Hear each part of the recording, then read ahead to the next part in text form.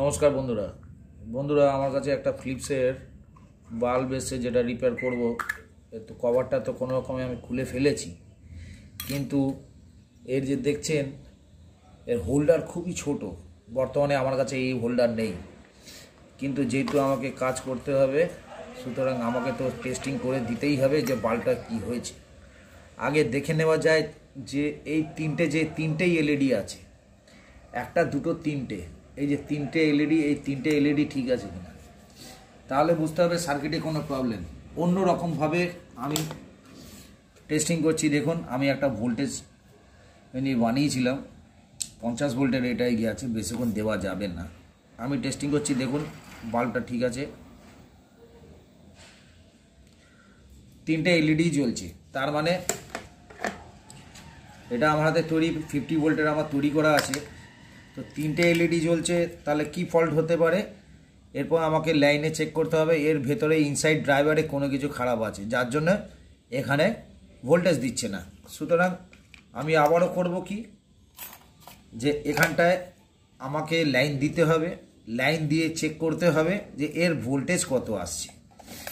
যেহেতু হোল্ডার নেই সুতরাং একটা হোল্ডার জোগাড় করলে আমি এর লাইনটা পাবো যে এর ড্রাইভার খারাপ। আর অবশ্য আমি এটা বুঝতে পেরে গেছি যে এই যে তিনটে এলইডি আছে এটা ওকে আছে, এই ড্রাইভারে কিছু ডিস্টার্ব আছে, তাহলে আমি বুঝতে পারবো যে এই ড্রাইভার আমাকে রিপেয়ার করতে হবে। আচ্ছা, ড্রাইভার চেক করার জন্য আমাকে এই যে পোর্শনটা আমাকে আউট করে দিতে হবে। আউট করলে আমি দুটো লাইন পাচ্ছি। এ ছেড়ে আমি আর একটা জিনিস করতে পারি, এখান থেকে খুলে এর সার্কিটটাকে যদি আমি আউটসাইডে বার করে নিতে পারি তাহলে আমি এর ভেতরে 220 লাইনটা পাবো।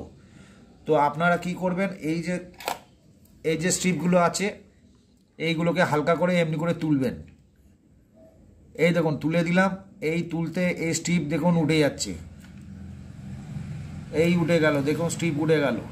তো স্ট্রিপটা যখন উঠে যাচ্ছে তখন এইটাও এখানে আস্তে করে চাপ দেবেন। এখানে চাপ দিতে দিতে কোনো একটা ধারালো জিনিস দিয়ে দেখবেন এইটাও উঠে যাবে। সুতরাং খুলতে কোনো অসুবিধা নেই, আপনারা যে কোনো একটা ছুঁচলো জিনিস নেবেন, এরকম ছুঁচলো কোনো জিনিস দিয়ে আস্তে আস্তে করে এর তলাগুলো এইগুলো করা থাকে, খুবই আস্তে আস্তে সাবধানে এইগুলোকে এমনি করে চাপ দিতে থাকবেন। দেখবেন চাপ দিতে দিতে এইটা অটোমেটিকলি এটা উঠে যাবে এখান থেকে। এটা একটু ধৈর্যের ব্যাপার আছে, একটু সময় বেশি লাগে, কেননা এর তলায় একটুখানি ডেন্ডাইট বা আমরা করি কি এই কলগেট আছে, কলগেট কিছুটা ইউজ করি, কলগেট ইউজ করে এখানে দিয়ে দিই। সুতরাং আস্তে আস্তে করে এই প্লেটটা পুরো খুলে বাইরে চলে আসবে। যখন বাইরে